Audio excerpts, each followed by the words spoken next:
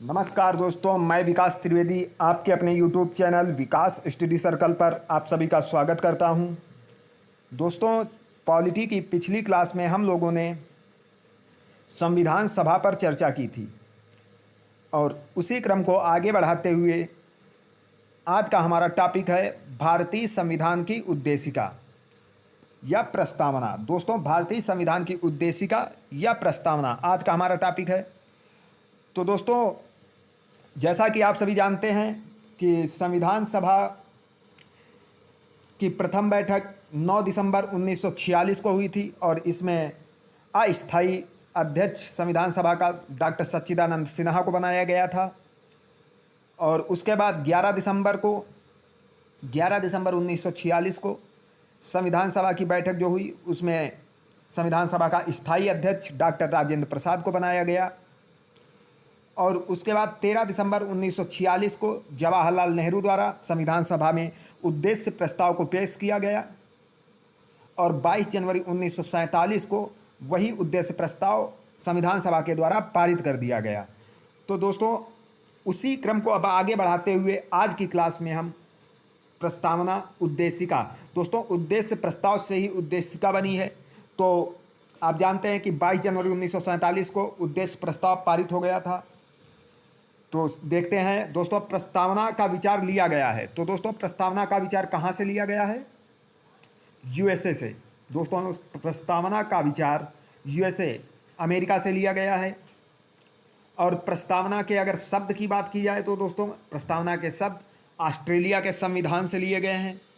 दोस्तों, प्रस्तावना का विचार यूएसए से लिया गया है और प्रस्तावना के शब्द ऑस्ट्रेलिया के संविधान से लिए गए हैं। और दोस्तों, प्रस्तावना में जो पहली लाइन शुरू होती है कि हम भारत के लोग, ये पंक्ति यूएनओ के चार्टर से ली गई है। यूएनओ के चार्टर से ली गई है दोस्तों ये लाइन कि हम भारत के लोग। उसके बाद अगला क्वेश्चन हमारा है दोस्तों कि संविधान की प्रस्तावना को क्या कहा जाता है? तो दोस्तों, संविधान की प्रस्तावना को संविधान की कुंजी कहा जाता है। दोस्तों, संविधान की प्रस्तावना को या संविधान की उद्देशिका को संविधान की कुंजी कहा जाता है। उसके बाद आगे हम देखते हैं कि प्रस्तावना को न्यायालय में परिवर्तित नहीं किया जा सकता। दोस्तों, बहुत ध्यान से देखना कि प्रस्तावना को न्यायालय में परिवर्तित नहीं किया जा सकता, यह निर्णय घोषित किया गया था। दोस्तों, प्रस्तावना को न्यायालय में परिवर्तित नहीं किया जा सकता है, यह निर्णय किस मामले में घोषित किया गया था या किस वाद में घोषित किया गया था? तो दोस्तों, ये निर्णय दिया गया था कि यूनियन ऑफ इंडिया बनाम मदन गोपाल। दोस्तों, यूनियन ऑफ इंडिया बनाम मदन गोपाल के वाद में सर्वोच्च न्यायालय ने निर्णय दिया कि प्रस्तावना में परिवर्तन नहीं किया जा सकता। उसके बाद दोस्तों क्या होता है कि सर्वोच्च न्यायालय ने निर्णय ये दिया कि जहां संविधान की भाषा संदिग्ध हो वहां प्रस्तावना में विधिक निर्वाचन में सहायता करती है। सर्वोच्च न्यायालय ने ये निर्णय कहा दिया कि जहां पर संविधान की भाषा संदिग्ध हो वहां प्रस्तावना विधिक निर्वाचन में सहायता करती है। ये निर्णय सर्वोच्च न्यायालय ने बेरवाड़ी यूनियनवाद में दिया और ये बेरवाड़ी यूनियनवाद जो मामला था 1960 का था और यूनियन ऑफ इंडिया मामला 1957 को। दोस्तों, बहुत ध्यान से देखना कि कब सर्वोच्च न्यायालय ने प्रस्तावना के बारे में क्या निर्णय दिए हैं और इन वादों को भी बहुत ध्यान से देखना। ये सभी क्वेश्चन प्रीवियस ईयर की परीक्षाओं में किसी न किसी परीक्षा में पूछे गए हैं। तो दोस्तों, प्रस्तावना को न्यायालय में परिवर्तित नहीं किया जा सकता, ये किस मामले में कहा गया सर्वोच्च न्यायालय द्वारा? यूनियन ऑफ इंडिया बनाम मदन गोपाल, और ये मामला 1957 का है। उसके बाद जहां संविधान की भाषा संदिग्ध हो वहां प्रस्तावना विधिक निर्वाचन में सहायता प्रदान करती है। ये दोस्तों सर्वोच्च न्यायालय ने बेरवाड़ी यूनियन वाद में कहा और ये मामला 1960 में था। और दोस्तों, इसी वाद में सुप्रीम कोर्ट ने प्रस्तावना को संविधान का अंग नहीं माना। दोस्तों, बेरवाड़ी यूनियनवाद में सुप्रीम कोर्ट ने प्रस्तावना को संविधान का अंग नहीं माना। उसके बाद आगे दोस्तों, सर्वोच्च न्यायालय ने किस केस में, क्वेश्चन है दोस्तों कि सर्वोच्च न्यायालय ने किस केस में कहा कि प्रस्तावना संविधान का अभिन्न अंग है? दोस्तों, बहुत ध्यान से देखना कि मदन गोपाल के बाद में कोई भी अंग नहीं, प्रस्तावना संविधान का अंग नहीं थी। बेरवाड़ी यूनियनवाद में भी प्रस्तावना संविधान का अंग नहीं थी। लेकिन सर्वोच्च न्यायालय ने किस केस में कहा कि प्रस्तावना संविधान का अंग है? तो दोस्तों ये मामला भी बहुत फेमस है और ये वाद जो है परीक्षा की दृष्टि से बहुत ही इम्पॉर्टेंट है। तो ये दोस्तों वाद था केशवानंद भारती बनाम केरल राज्य। ये वाद दोस्तों 1973 का है। इसी वाद में सर्वोच्च न्यायालय ने ये घोषणा की थी कि संविधान प्रस्तावना जो है वो संविधान का अंग है। उसके बाद दोस्तों आगे देखते हैं कि किस वाद में सर्वोच्च न्यायालय ने मूल ढांचा का सिद्धांत दिया। दोस्तों मूल ढांचा का सिद्धांत सर्वोच्च न्यायालय ने किस वाद में दिया? तो प्रस्तावना को संविधान का मूल ढांचा माना किस वाद में? तो केशवानंद भारती वाद में। दोस्तों ये वाद बहुत इंपॉर्टेंट है और ये 1973 का वाद है। और इसी वाद में दोस्तों सबसे बड़ी बेंच बनी थी 13 जजों की। उसके बाद आगे देखते हैं इसी दोस्तों 42वें संविधान संशोधन अधिनियम। दोस्तों ये संविधान संशोधन केशवानंद भारती वाद से ही संबंधित था कि 42वें संविधान संशोधन अधिनियम 1976 के द्वारा संविधान में कौन से शब्द जोड़े गए। तो दोस्तों 42वें संविधान संशोधन के द्वारा 1976 में जो हुआ 42वां संविधान संशोधन, इसे लघु संविधान संशोधन भी कहते हैं। दोस्तों कौन से शब्द जोड़े गए? तो पहला शब्द जोड़ा गया समाजवादी, दूसरा पंथनिरपेक्ष और तीसरा जोड़ा गया राष्ट्र की अखंडता। तो दोस्तों जो समाजवादी शब्द है इसमें देश के भौतिक संसाधनों पर यथासंभव समानता के आधार पर वितरण किया जाएगा, ऐसा कहा गया है। और भारत के संविधान में समाजवाद के जनक पंडित नेहरू हैं और इसे 42वें संविधान संशोधन के द्वारा जोड़ा गया 1976 में जो हुआ था।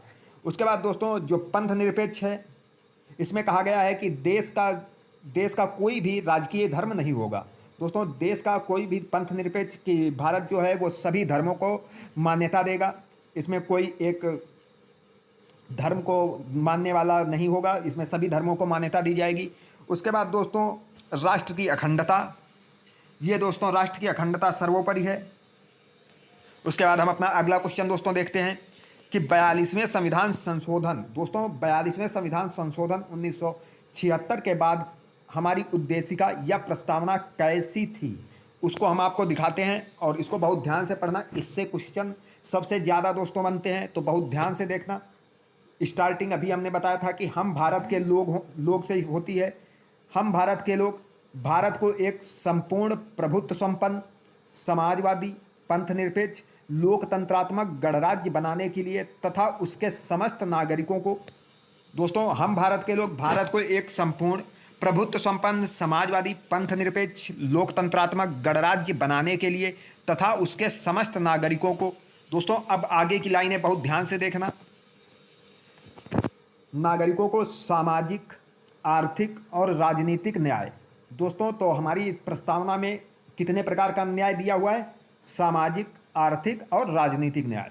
उसके बाद दोस्तों विचार अभिव्यक्ति विश्वास धर्म और उपासना की स्वतंत्रता। दोस्तों स्वतंत्रता कितने प्रकार की है? विचार अभिव्यक्ति विश्वास धर्म और उपासना की स्वतंत्रता।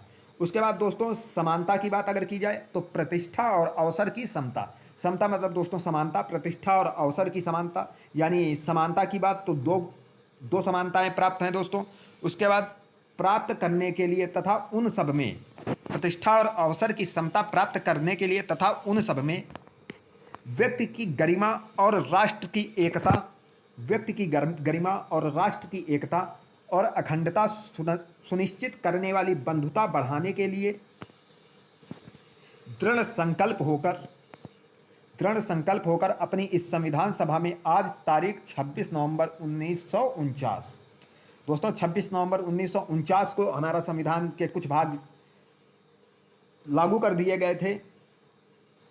26 नवंबर 1949 मिति मार्गशीर्ष शुक्ल सप्तमी संवत 2006 विक्रमी को एतद द्वारा इस संविधान को अंगीकृत अधिनियमित और आत्मार्पित करते हैं। तो दोस्तों ये 1976 के बाद की प्रस्तावना है। अब इससे बनने वाले क्वेश्चनों पर हम चर्चा करेंगे कि संविधान में हमारे राष्ट्र का उल्लेख किन दो नामों से हुआ है। दोस्तों आपने अभी प्रस्तावना देखी है तो उसमें बताइए आप लोग कि कितने नामों का उल्लेख किया गया है। तो दोस्तों उसमें भारत तथा इंडिया दैट इज भारत। तो दोस्तों भारत तथा इंडिया दो नामों का उल्लेख किया गया है भारत के लिए। उसके बाद अगला क्वेश्चन है कि उद्देशिका को राजनीतिक जन्मपत्री किसने कहा। दोस्तों उद्देशिका यानी प्रस्तावना, तो उद्देशिका को राजनीतिक जन्मपत्री किसने कहा? के.एम. मुंशी ने। दोस्तों के.एम. मुंशी ने उद्देशिका को राजनीतिक जन्मपत्री कहा। उसके बाद दोस्तों आगे देखते हैं कि डॉक्टर भीमराव अंबेडकर ने संवैधानिक उपचारों के अधिकार को क्या कहा? संविधान की आत्मा। दोस्तों संवैधानिक उपचारों का अधिकार अनुच्छेद 32 में है और इसे भीमराव अंबेडकर ने संविधान की आत्मा कहा। अनुच्छेद 32 को डॉक्टर भीमराव अंबेडकर ने संविधान की आत्मा कहा। उसके बाद आगे देखते हैं दोस्तों, संविधान की प्रस्तावना के तहत भारत को पंथ निरपेक्ष राज्य वर्णित किया गया। दोस्तों पंथ निरपेक्ष राज्य वर्णित किया गया है। इसमें हमने आपको अभी बताया था कि इसमें राज्य का कोई धर्म नहीं होगा, सभी धर्मों को समान रूप से आदर दिया जाएगा और सभी धर्मों का आदर किया जाएगा। पंथ निरपेक्ष का अर्थ यह है दोस्तों, संविधान की प्रस्तावना के तहत भारत को पंथ निरपेक्ष राज्य वर्णित किया गया है। बाद में सभी धर्मों का आदर होता है दोस्तों। उसके बाद आगे देखते हैं कि भारतीय संविधान की प्रस्तावना में आर्थिक स्वतंत्रता का उल्लेख नहीं है। दोस्तों अभी आपने प्रस्तावना, इसीलिए हमने आपको पूरी प्रस्तावना एक एक लाइन करके पूरी पढ़ाई है। आप देख सकते हैं कि उसमें कितनी स्वतंत्रता और किन किन स्वतंत्रता की बात की गई है। तो दोस्तों भारतीय संविधान की प्रस्तावना में आर्थिक स्वतंत्रता का उल्लेख नहीं किया गया है। और राज्य का सबसे महत्वपूर्ण तत्व क्या है दोस्तों? संप्रभुता। दोस्तों राष्ट्र का सबसे महत्वपूर्ण तत्व संप्रभुता है। उसके बाद आगे देखते हैं कि भारतीय संविधान की प्रस्तावना में कितने प्रकार का न्याय वर्णित है। तो दोस्तों अभी आपको हमने फिर बहुत अच्छे से बताया था कि 3 प्रकार का न्याय है, सामाजिक न्याय, आर्थिक न्याय और राजनीतिक न्याय। भारत के संविधान में 3 प्रकार का न्याय है। बहुत ज़्यादा दोस्तों ये क्वेश्चन पूछा जाता है और बहुत बार पूछा गया है, तो ध्यान से देखना। और अगर वीडियो आपको अच्छा लगे तो ज़्यादा से ज़्यादा लाइक करें, शेयर करें और चैनल को सब्सक्राइब जरूर करें। उसके बाद हम अपने अगले क्वेश्चन पर चलते हैं दोस्तों कि भारतीय संविधान में न्याय तो दोस्तों 3 प्रकार का वर्णित है। पहला सामाजिक न्याय, आर्थिक न्याय और राजनीतिक न्याय। उसके बाद दोस्तों भारतीय संविधान में अगर समता की बात की जाए या समानता की बात की जाए, ये भी आप प्रस्तावना में देख लीजिए कि प्रतिष्ठा और अवसर की समानता, 2 प्रकार की समानता की बात की गई है, प्रतिष्ठा और अवसर की समानता। उसके बाद हम अपने अगले क्वेश्चन पर चलते हैं दोस्तों कि भारतीय संविधान में विचार, अभिव्यक्ति, विश्वास, धर्म और उपासना की स्वतंत्रता का वर्णन किया गया है। उसके बाद दोस्तों भारत एक गणतंत्र है, इसका क्या अर्थ है? दोस्तों भारत एक गणतंत्र है, इसका क्या अर्थ है कि भारत में वंशानुगत शासन नहीं है। दोस्तों भारत में वंशानुगत शासन नहीं है। जैसा कि आप ब्रिटेन में देख रहे हैं कि रानी एलिजाबेथ सेकंड का निधन होने के बाद उनके पुत्र चार्ल्स को राजा बनाया गया है, तो ऐसा भारत में नहीं है। भारत में एक प्रधान होता है जिसका प्रत्यक्ष या अप्रत्यक्ष तरीके से चुनाव होता है दोस्तों। तो भारत एक गणतंत्र है और इसका अर्थ है भारत में वंशानुगत शासन नहीं है। उसके बाद आगे हम देखते हैं दोस्तों, भारत में राजनैतिक सत्ता का प्रमुख स्रोत कौन है? तो दोस्तों भारत में राजनैतिक सत्ता का प्रमुख स्रोत जनता है। उसके बाद दोस्तों भारत अर्धसंघात्मक राज्य है, यह किसने कहा? तो दोस्तों भारत अर्धसंघात्मक राज्य है, यह केसी हुइयर ने कहा। केसी हुइयर ने कहा। उसके बाद दोस्तों अगला क्वेश्चन देखते हैं। अगला क्वेश्चन हमारा है कि भारतीय संविधान की जटिलता और लचीलेपन के कारण इसे क्या कहा जाता है? वकीलों का स्वर्ग। दोस्तों भारतीय संविधान की जटिलता और लचीलेपन के कारण इसे वकीलों का स्वर्ग कहा जाता है। उसके बाद आगे देखते हैं कि भारतीय संविधान के वृहत होने का क्या कारण है। दोस्तों क्वेश्चन है कि भारतीय संविधान के वृहत होने का क्या कारण है। तो दोस्तों संघ तथा राज्यों का एकल संविधान है, कि सभी राज्य तथा संघ का एक ही संविधान है, सबसे वृहत होने का यही रीजन है।